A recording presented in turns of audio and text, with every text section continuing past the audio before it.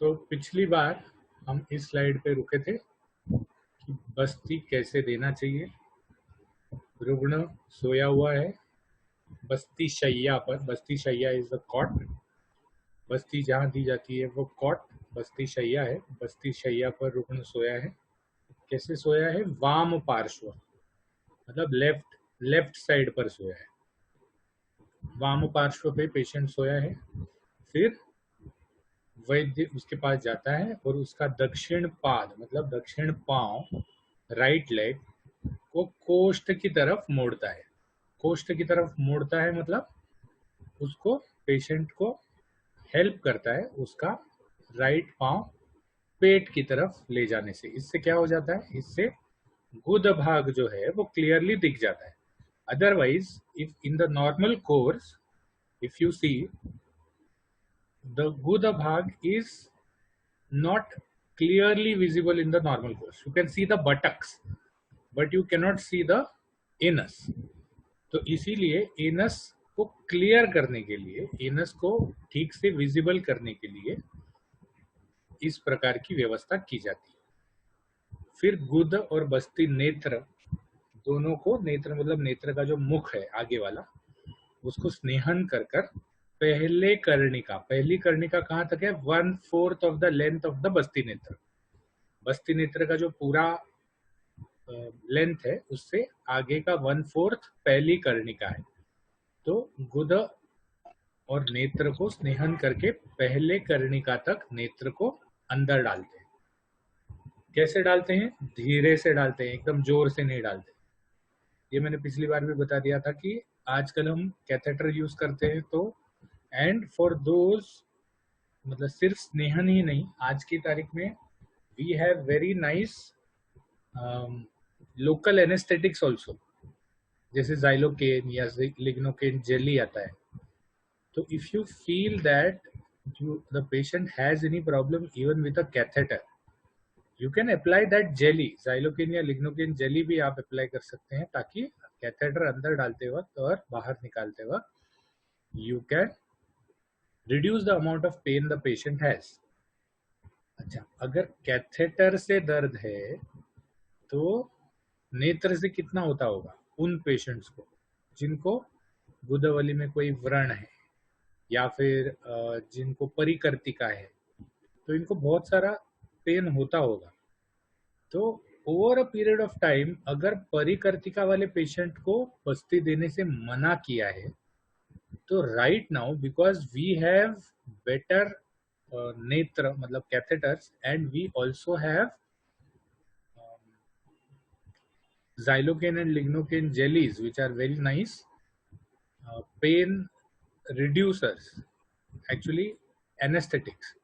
तो इस वजह से हम आज की तारीख में परिकर्तिका वगैरह जो पेशेंट्स हैं इनको भी बस्ती दे सकते हैं, जबकि चरक ने ये कहा है कि इनको बस्ती नहीं देना चाहिए। उसका कारण यह है कि इनको बस्ती क्यों नहीं देना चाहिए, तो बेचारा वो बस्ती नेत्र जो है वो इतना लंबा और इतना चौड़ा और इतना मेटल का होता था कि गुद भाग में अगर कोई व्रण है या गुद भाग में परिकर्तिका है, वहां के मसल फाइबर्स वीक हो गए, तो it was very difficult for the patient to take it, very painful. Plus गुदा इज व्हाट? गुदा इज अ मर्म। तो अगर वहां कुछ गड़बड़ कर दोगे तो सद्यो प्राणहर मर्म है। तो इसीलिए उन्होंने परिकर्तिका, गुदावली, व्रण, ये सब चीजों में बस्ती मना किया था। But actually the Basti is not contraindicated. The basti netra was contraindicated. And today we can even try. हाँ जानकी बोलो। कुछ नहीं, ऐसे। तो today we can even try with progressed medicine, क्योंकि कैथेटर ये कोई एलोपैथी का पेटेंट नहीं है। we also can use catheters, we also can use lignocaine jellies। तो उस हिसाब से there are some class of patients which we can try or we can think about। दो शास्त्र में उनको ये कहा है कि इनको बस्ती नहीं देनी चाहिए। ठीक है, तो मेरुदंड के समांतर क्यों कहा गया है? क्योंकि एनस का जो रूट है वो parallel to the vertebral column है, मतलब anal canal parallel to the vertebral column. तो इसीलिए सीधे और मेरुदंड के समांतर, these three things are really not सीधे इम्पोर्टेंट है, बट मेरुदंड के समांतर और धीरे से भी ठीक है, लेकिन मेरुदंड के समांतर, when you are inserting a catheter, the catheter automatic, because the tip of the catheter is थोड़ा सा जाड़ा होता है बाकी कैथेटर से, तो it automatically goes inside.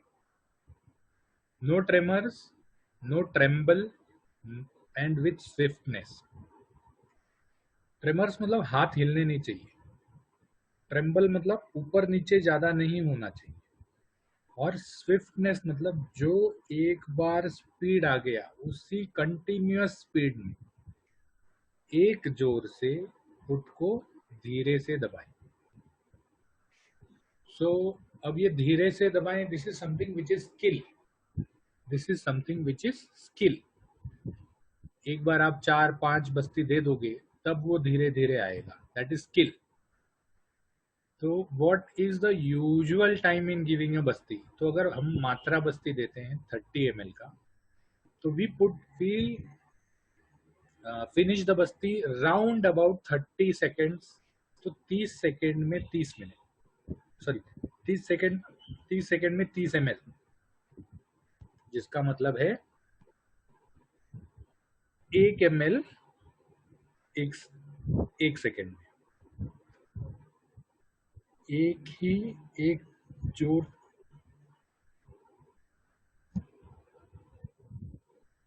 जोर से देने को बोला है. नेत्र को बाहर धीरे से खींचने को बोला है, ताकि जब बाहर भी नेत्र को खींच रहे हैं तब पेशेंट को तकलीफ नहीं हो. अब बस्ती के पश्चात क्या? बस्ती के पश्चात एक बस्ती देने के बाद भी 2 मिनट तक रुग्ण को अपने लेफ्ट साइड पे ही सोना चाहिए, और उसके बाद पीठ पे टर्न हो जाना चाहिए.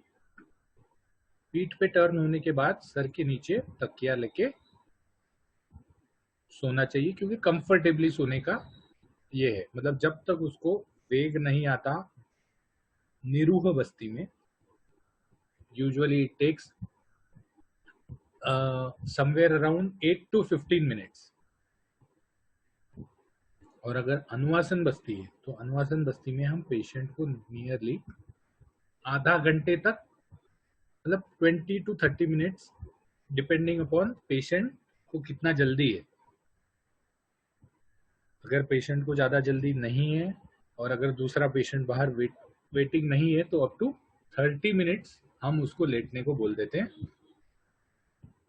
इसीलिए अगर बस्ती देते हो तो सिंपल है कि यू शुड हैव 2 डिफरेंट बस्ती शैया, ताकि एक बस्ती शैया पे पेशेंट लेटा रहे और दूसरे बस्ती शैया पे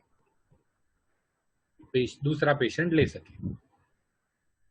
यहाँ ध्यान रखने की ये जरूरत है कि पेशेंट को बस्ती शैया से नीचे लेके अलग से कॉट पे नहीं सुलाना है. उसके 2 कारण हैं. एक बार पेशेंट नीचे उतर जाता है तो फिर उसकी बस्ती पूरी हिल के ग्रेविटी से वापस नीचे आ जाती है.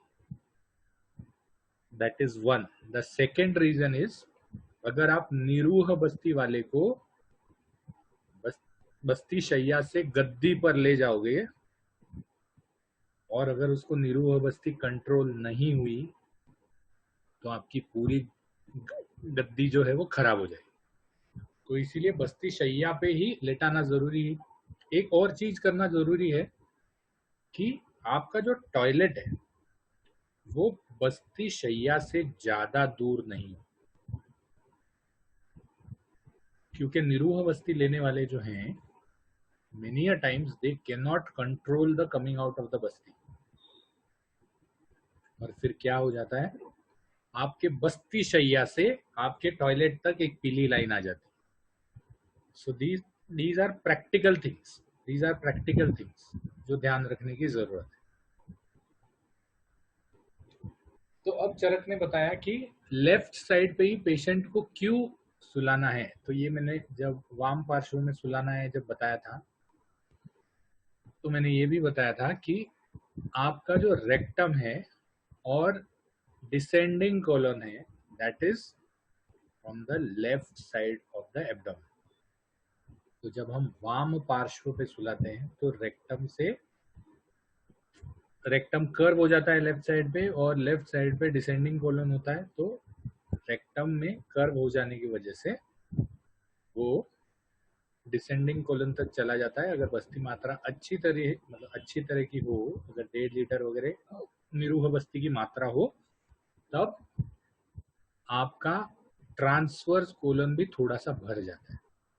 तो that is why the patient is left side में पेशेंट को सुलाते हैं। अब बस्ती गलत देने से क्या क्या होता है।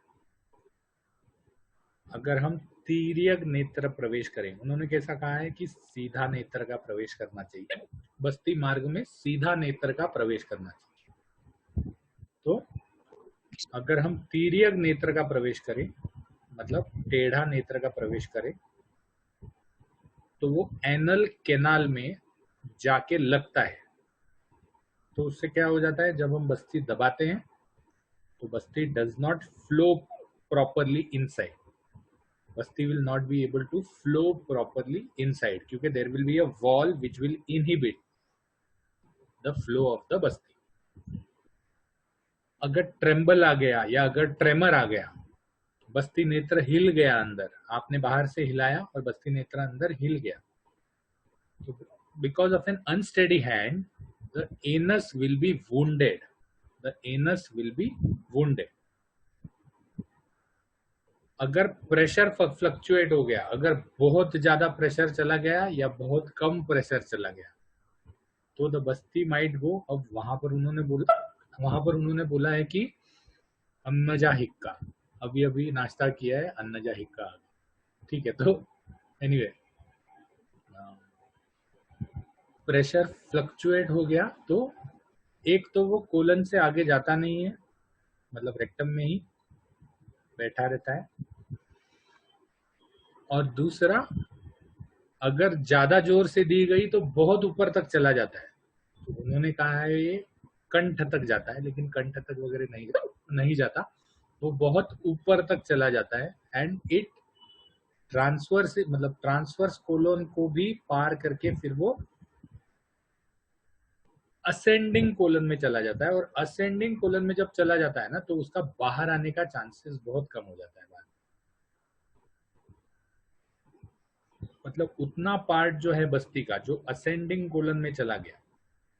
Okay, what we will do is, तो temperature control is also one of the major aspects. अगर टेम्परेचर कम है तो it will cause stiffness, temperature ज्यादा है तो इट विल कॉज बर्निंग।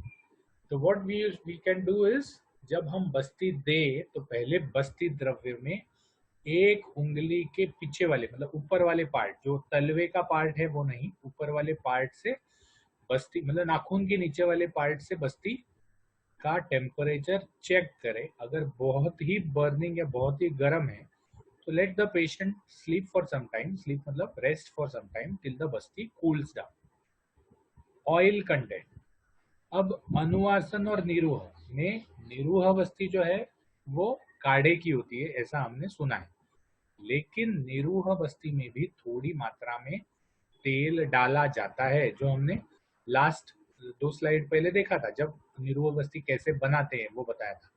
अनुवासन बस्ती में तो पूरा ऑयल होता है, लेकिन निरूह बस्ती में भी तेल थोड़ा सा डाला जाता है।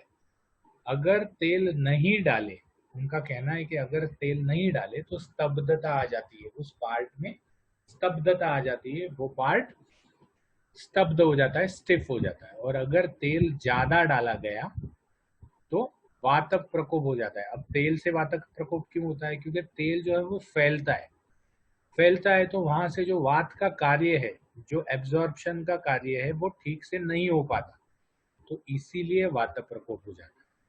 सॉल्ट कंटेंट भी सही होना चाहिए। हमने निरूह बस्ती जब बनाने का स्लाइड देखा तो उसमें हमने सेंधव डाला था, सेंधव क्यों डाला था? ऑस्मोसिस मैंने बताया था आपको, क्योंकि बस्ती द्रव्य का एब्जॉर्प्शन का जो द्वार खुलना है वो सॉल्ट से खुलना है।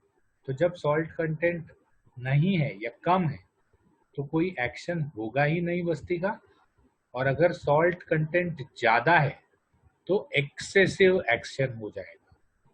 एक्सेस सॉल्ट से डायरिया भी हो सकता है और वीकनेस भी आ सकता है। तो इसीलिए बस्ती के और आगे, ये तो बस्ती देते वक्त के ये हैं things we should take into consideration. उसके बाद बस्ती के दौरान और बाद, अगर हम बस्ती दे रहे हैं, पेशेंट रेगुलर बस्ती लेने वाला नहीं है या पेशेंट इरिटेबल बॉवेल है, तो बस्ती देते वक्त वेगोदीरण हो सकता है। वेगोदीरण मतलब आप बस्ती दे रहे हैं, आधा बस्ती दे दिया और रुग्ण बोलता है सर मुझे टॉयलेट जाना है, मुझे टॉयलेट जाना है, तो वेगोदीरण, उसको गैस भी हो सकती है या उसको टॉयलेट भी आ सकती है। तो अगर वेगोदीरण हो जाए तो पेशेंट को पहले टॉयलेट जाने को बोलना है। वेगोदीरण हो तो पहले वेग को उदीरित करके फिर बची हुई बस्ती फिर से देनी चाहिए।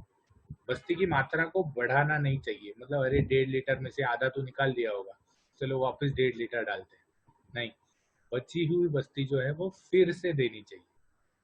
अगर अनुवासन बस्ती दी जाए तो उसके बाद रुग्ण के स्फिक प्रदेश पे, मतलब बटक्स पे हाथ के तलवे से ताड़न करें। ताड़न मतलब पटापट पटापट, जैसे हम जिसको बोलते हैं बॉटम स्लैपिंग, बॉटम स्लैपिंग बोलते हैं उसको। तो फट फट फट फट फट फट उसको, लेकिन ये अनुवासन बस्ती में ही है, हाँ, निरोग बस्ती में नहीं। अनुवासन, बिकॉज निरोग बस्ती can flow on its own, liquid होता है ज्यादा, अनुवासन बस्ती में तेल ज्यादा होता है। तो अनुवासन बस्ती के बाद रुग्ण के स्फिक प्रदेश पर हाथ के तलवे से ताड़न करें, मतलब जोर से, जैसे हम वो ड्रम बजाते हैं वैसे ड्रम बजाना है। क्यों?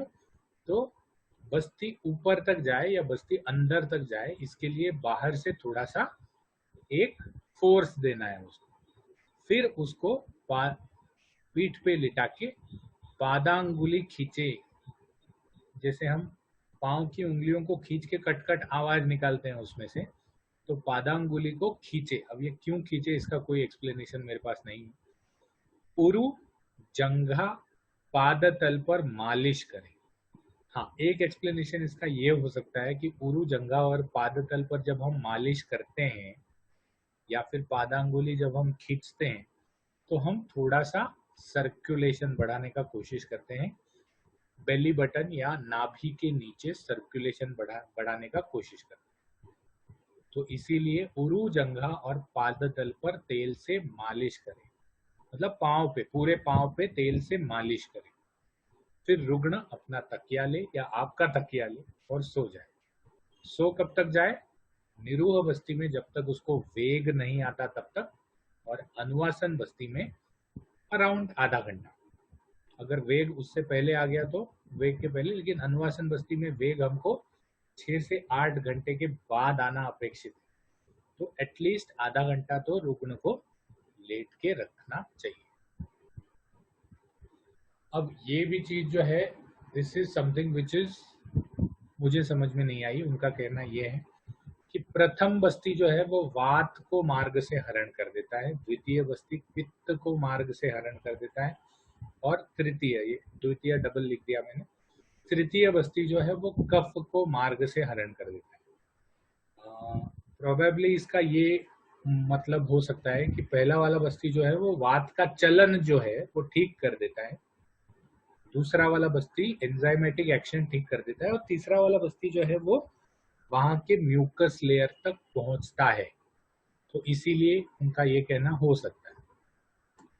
बस्ती वापस आने के बाद क्या करें? बस्ती एक बार आ गया वापस तो क्या करना चाहिए? अब बस्ती वापस आना मतलब टॉयलेट हो जाना। तो बस्ती वापस आने के बाद एक तो रुग्ण के शरीर पर गर्म पानी डाले, गरम गरम नहीं है, सिर्फ हल्का गर्म पानी डाले।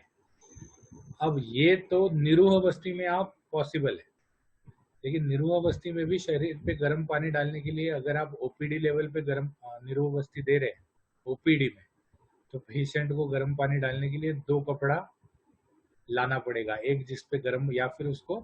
तो what we usually tell that हम निरुआ बस्ती के मतलब जब वो टॉयलेट करने को चला जाता है तो व्हाट वी डू इज वहीं स्नान करने का भी प्रयोजन रख देते हैं, which is very easy in IPD setting. IPD का सेटिंग जब हो, पेशेंट एडमिट हो, तो सुबह बस्ती देके उसका बस्ती वापिस आने के बाद उसको नहा के ही बाथरूम से बाहर आने को बोल सकते।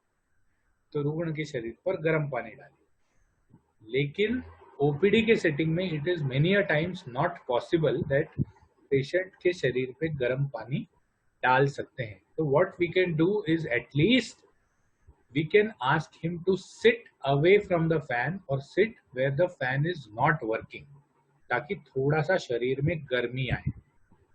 फिर शाली तथा मांसरस का भोजन दे। शाली तथा मांसरस का भोजन देने को क्यों बोला है? क्योंकि शाली और मांसरस लघु है, जो भी उसके शरीर से वाटर कंटेंट निकला है तो उसको रिप्लेनिश करने के लिए शाली और मांसरस का भोजन देना चाहिए।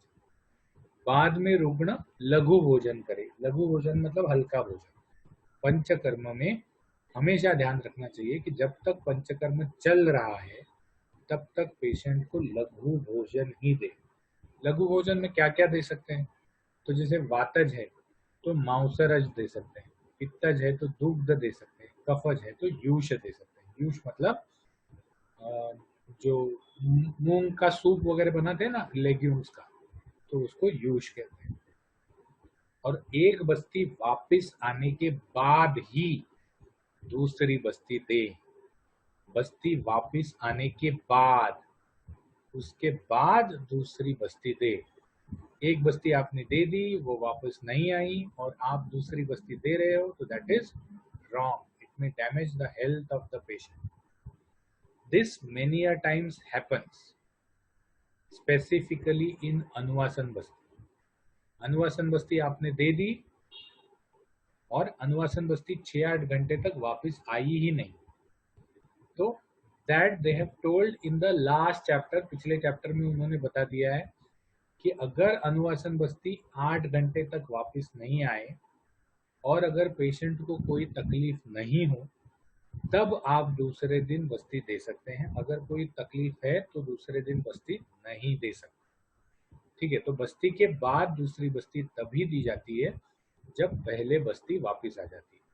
अब कभी कभी किसी किसी पेशेंट को डायरेक्ट ओपीडी लेवल पे हम बुलाते हैं, तो हमको उसको क्या कहना चाहिए कि आज मैंने बस्ती दे दी, शायद आपको आज टॉयलेट होगा, शाम को होगा या कल सुबह होगा। आपको अगली बस्ती कब लेने आनी है? जब टॉयलेट हो जाए। 8 घंटे के किसी किसी को बस्ती मतलब 24 घंटे तक भी रुक सकती है। तो जब उसको दूसरे दिन टॉयलेट हो जाए उसके बाद उसको बस्ती देने को आना चाहिए। This is applicable for both anuvasana and niruha basti. तो अगर आप व्यत्यास बस्ती भी दे रहे हैं, एक के बाद दूसरी एक के बाद दूसरी, तब भी व्यत्यास बस्ती देते वक्त जब तक एक बस्ती वापस नहीं आती तब तक आप दूसरा बस्ती नहीं दे।